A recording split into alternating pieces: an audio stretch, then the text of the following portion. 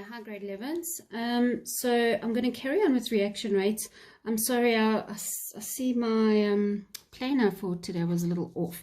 We need to do page 4, 5, and 6. So I'm going to just talk to you about these graphs and then very importantly methods. So the rate of reaction can be calculated by using the volume formula. So remember, we have looked at this already. So any concentration, change in concentration of reactants or products, change in volumes, change in masses over a change in time will always be able to give you a reaction rate. Always remember that gradients mean reaction rate. Okay, so this is number of molecules. So the changing number of molecules of reactants can also be at the top. Remember, if it's changing y over changing x, that gives you the rate. So here you can see this is quite a steep graph and it ends pretty soon. Where over here we've got quite a flat graph, a gentle curve, and it ends much later on. So you can clearly see that this one is faster than this one because of the number of particles. They started at the same place, but and they ended at the same place, but only after a longer time. Okay, now there are different methods on measuring reaction rates, and you need to know them. Okay, you need to understand them. So the one, I think I must look for some videos for you. Next week I'm going to do some past paper work on this, and I'll look for some videos for you as well to show you this, because I would have shown you in the lab, but obviously for obvious reasons we can't. So the first thing we're going to look at is that you can measure the time it takes for substances to form a precipitate. Okay, remember precipitates? I know it says they see video, so I need to look for the videos again. Okay, so precipitate is that solid powder that doesn't dissolve in the solution. And so what happens is, I seriously need to give you this thing, is that I want you to imagine that, okay, what they do is they take a piece of paper and they put an X on it. They then put a conical flask over that X. Okay, this is very difficult to draw. So I want you to imagine, oh gosh, we need some art people here. Okay, so I want you to imagine that this is a conical flask and you're looking at it from above. So one of these, but you're looking at it from above. Okay, and so what happens is, let's say you have a high concentration of acid, okay, and you pour a high concentration in. As soon as you pour it, you start the timer, okay, and you keep watch. Now what's going to happen is you're starting to get this milky situation, remember, with the precipitate, and eventually the precipitate covers the X at the bottom until you can't see it anymore, okay, and that's where you stop the timer.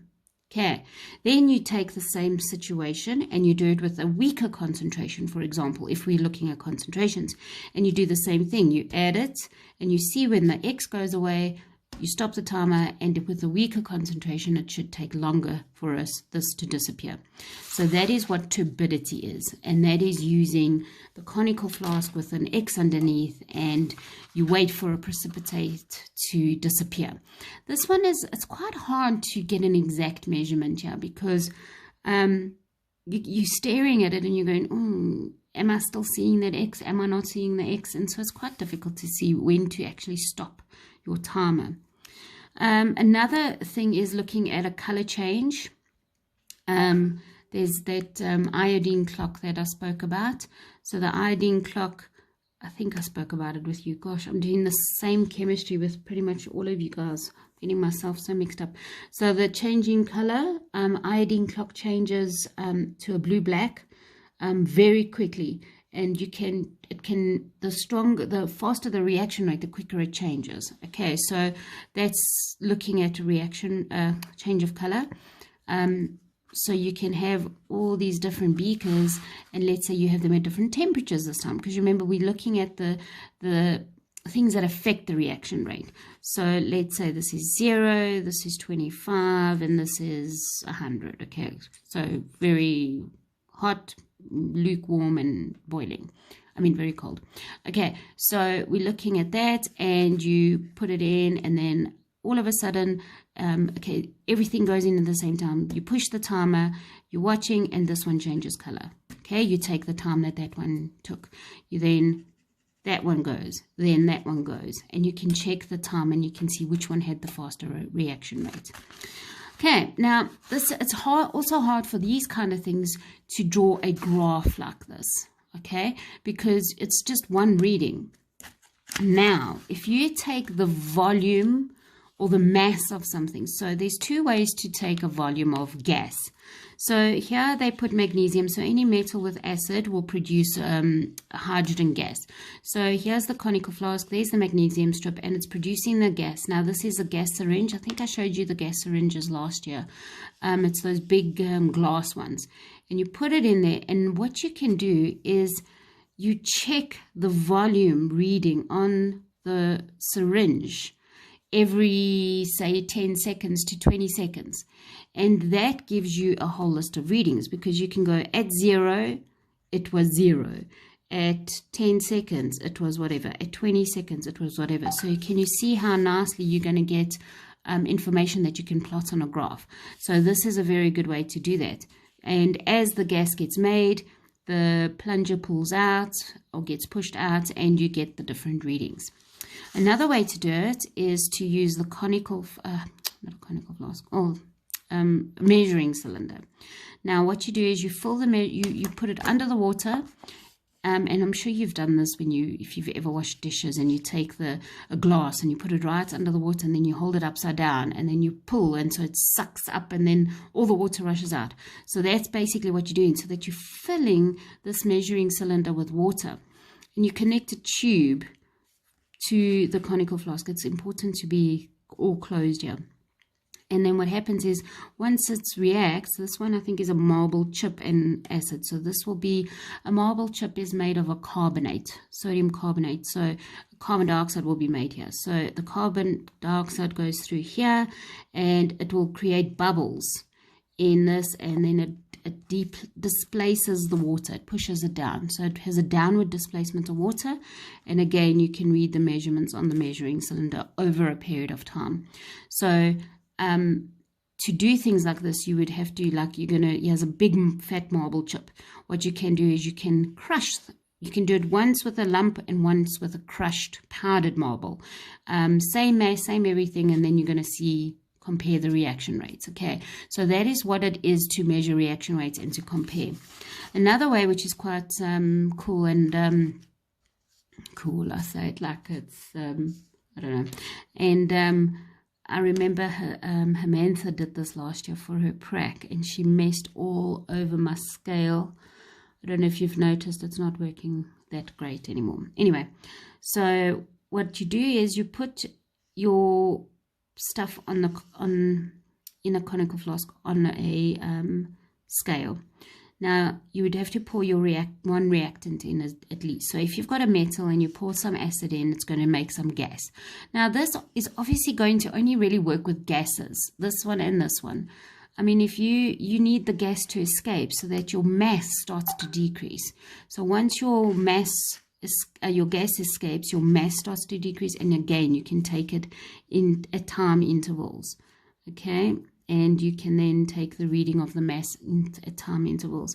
This is just a piece of cotton wool, so it's to prevent any liquid from spluttering out, so only the gas escapes, and you're going to measure then the mass of gas that has escaped from this, because you'll subtract the two masses. Okay, and then obviously you're going to compare it to something else. So here again we have marble chips versus a lump of marble, for example. Okay, so I hope you get that. So now I'm going to do looking at a question, and I'm going to actually help you come up with a way to answer these questions using the collision theory. So this one is very important, this question. So let's just have a look here. So it says the following table shows the experiments. So let's just highlight the differences here. So we have a solid piece, and we have the temperature. So this one is our what can I say? It's like our control. okay?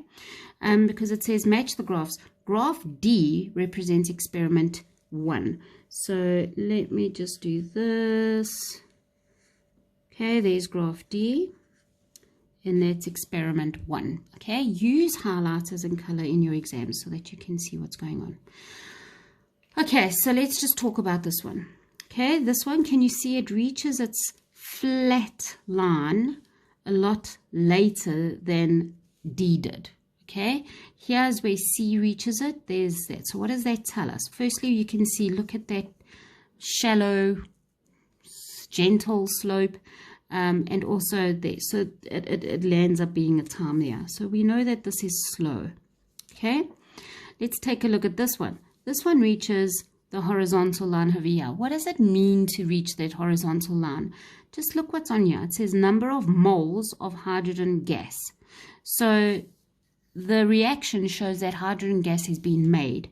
So we're going from a 0 mass of hydrogen gas going up, and then just constant. That means that one of your reactants has been used up, and you can't make any more gas. All right, and that's the constant. All right, so the amounts are the same here.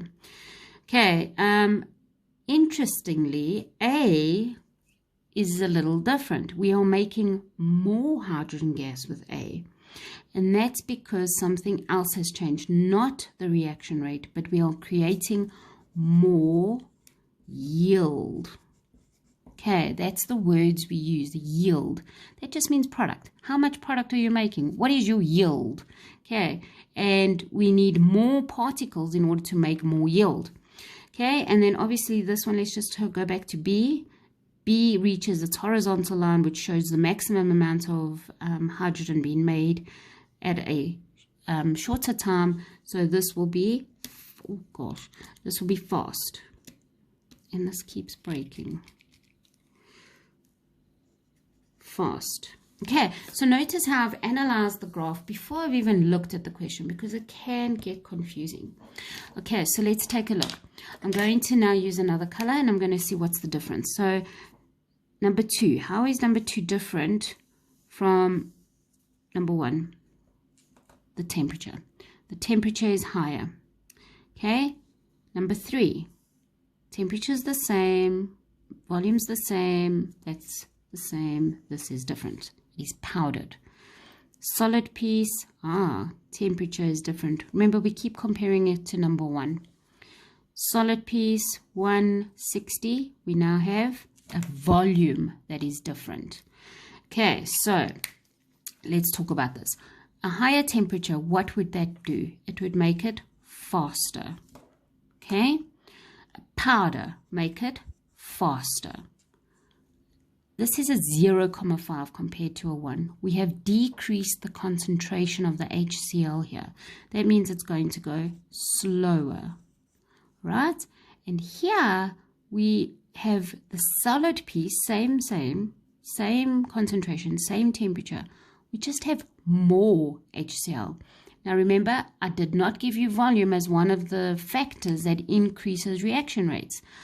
I gave you temperature, I gave you catalyst, I gave you concentration and pressure. Okay, this does not have an effect on the reaction rate, but it has an effect on the yield.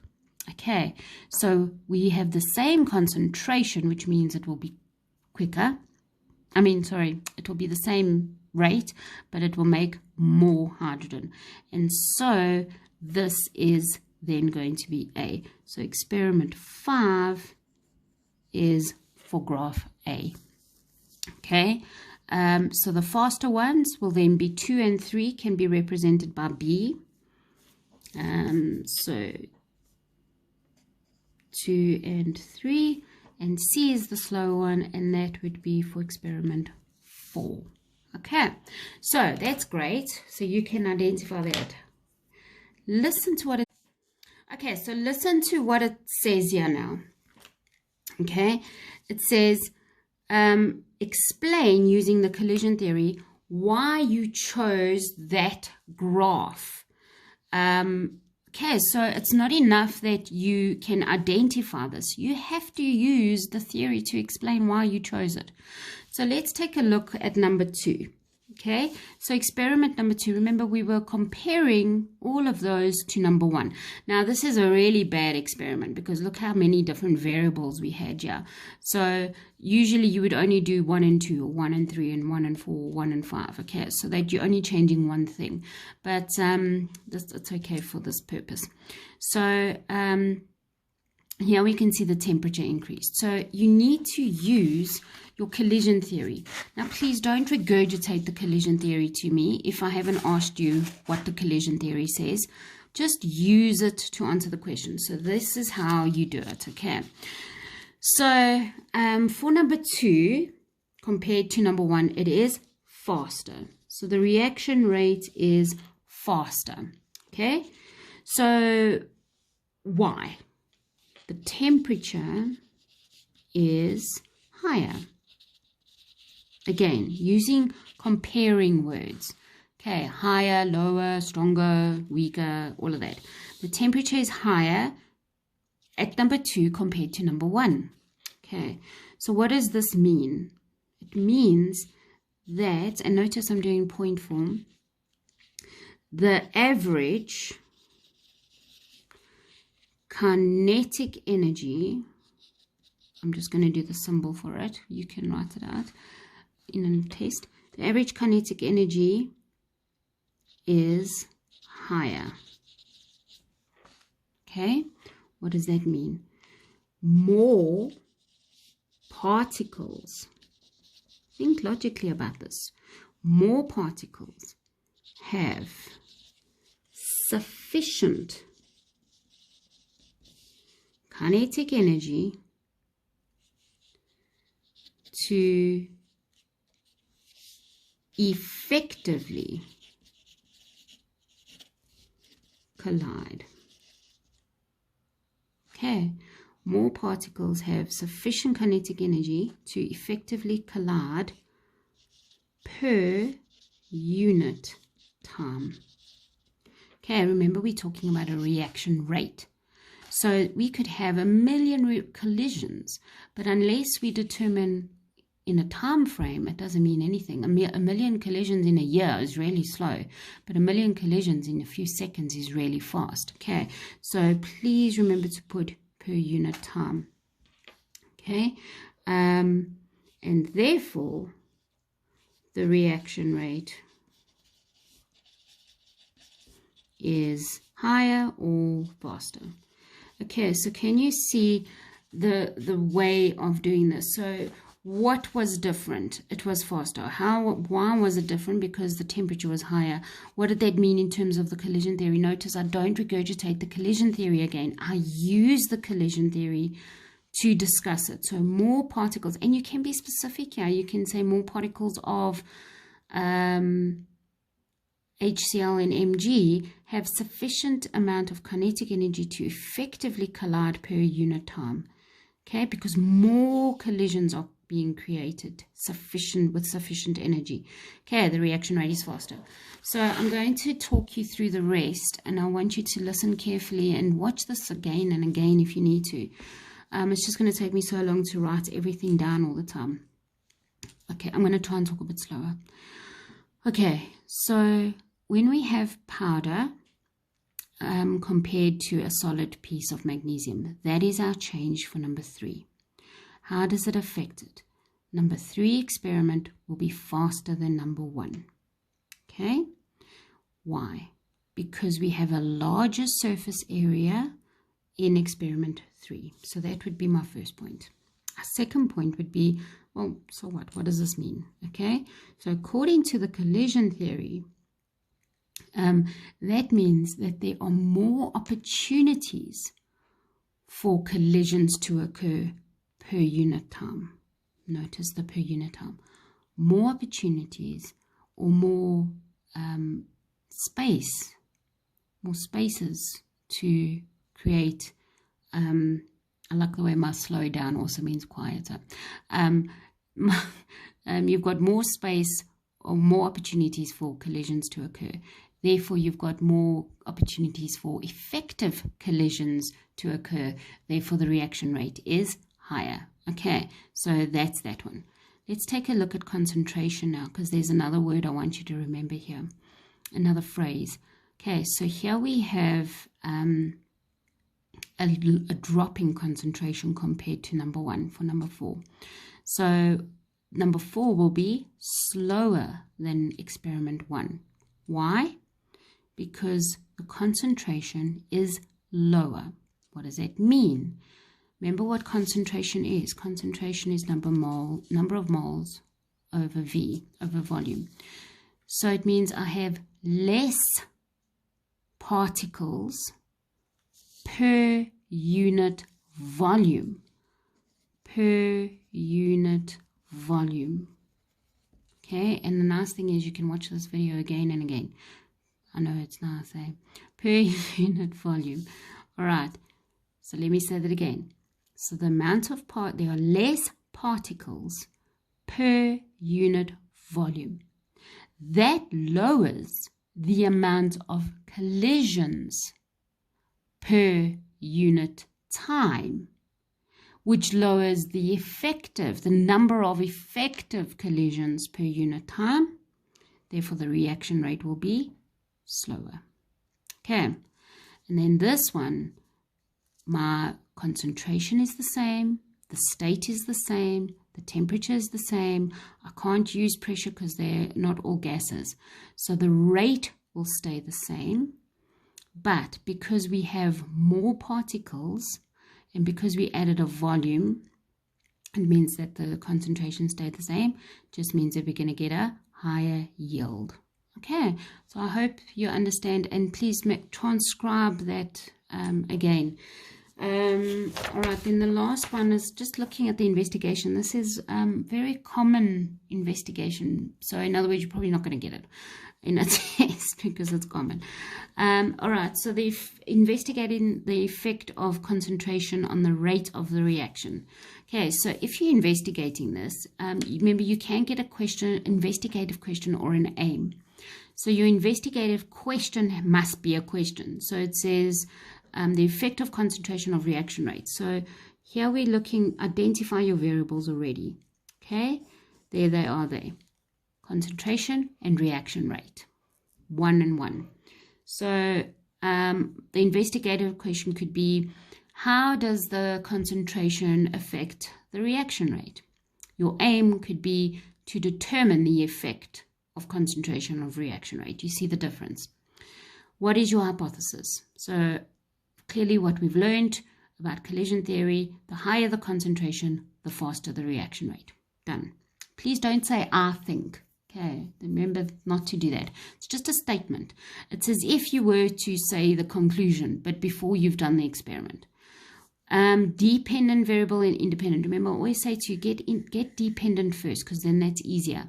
So what is dependent on what? Is concentration dependent on reaction rate, or is reaction rate dependent on concentration? Reaction rate is dependent on concentration. So your dependent is reaction rate. Just think about the words that you used. Reaction rate is dependent on concentration. So it is dependent. Independent then is concentration. What variables will you keep constant? Now, because we're looking at reaction rate, you need to keep everything else that could affect the reaction rate constant. So you need to keep the states of the reaction, the reactants the same. You need to keep the temperature the same. Okay, all of that needs to stay the same. Anything that could change or jeopardize the reaction rate has to be kept the same. Please don't say silly things like the conical flasks. Okay, that's not part of the reaction. That's just your apparatus. Okay, how can you use an indicator to compare reaction rates? So if you take a look here, I don't know if you remember acid-base reactions from last year. So we have an acid and a base, hydrochloric acid and sodium hydroxide, and we're creating salt and water. So it's a neutralization reaction. So basically, we know that if you've got more, say HCl, it's going to be red. And when all of it has been made into the salt, if you've put universal indicator in it, for example, it will change to green. All right. And the more you're adding NaOH to it, the more it will start to change color. Okay, so imagine you have HCl in a conical flask and you are pouring in through a burette. You've seen those burettes, they have that little tap. Okay, and you are putting your base in and you have the acid in here, and your acid with, say, universal indicator will be red. Okay, and you let that run. Okay, run into the acid, and the acid's going to change color with the indicator. It's going to go from red to orange to yellow, and when it reaches green, that is when you know it is neutral. Okay, so technically you could choose any color really, because you're just looking at a reaction rate. We're not really worried about neutralization. So you could say, well, I'm going to wait until it turns purple. Okay, and then obviously you're going to change the concentration of your acid or your base, and then you're going to see if it took a longer or shorter time to change color. Okay, so I'm a bit iffy the way I did this actually. It says reaction A and reaction B, so high concentration versus low concentration. I'm going to ignore the second graph, okay? I'm going to draw them both on the same axes. Again, I'm sorry girls, it's late and I'm tired, so I'm going to just get through this. Okay, so we've got that, so we're going to look at what can we make? What can we measure here? So reaction rate, high concentration of HCl and a low concentration. I'm trying to think. Okay, so we're going to look at color change. So I'm not too worried about this here.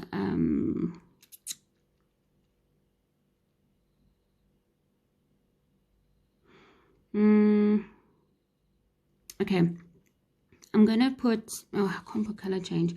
It's hard to put a y-axis here. This one's going to be time. So I'm actually just going to put, not a color, what do I want? Okay, let me just draw the graph and then we'll see.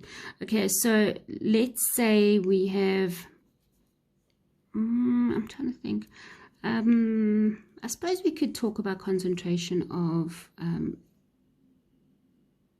NaC. No.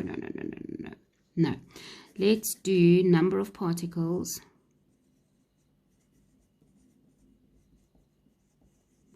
of NaCl. Okay, NaCl is a product.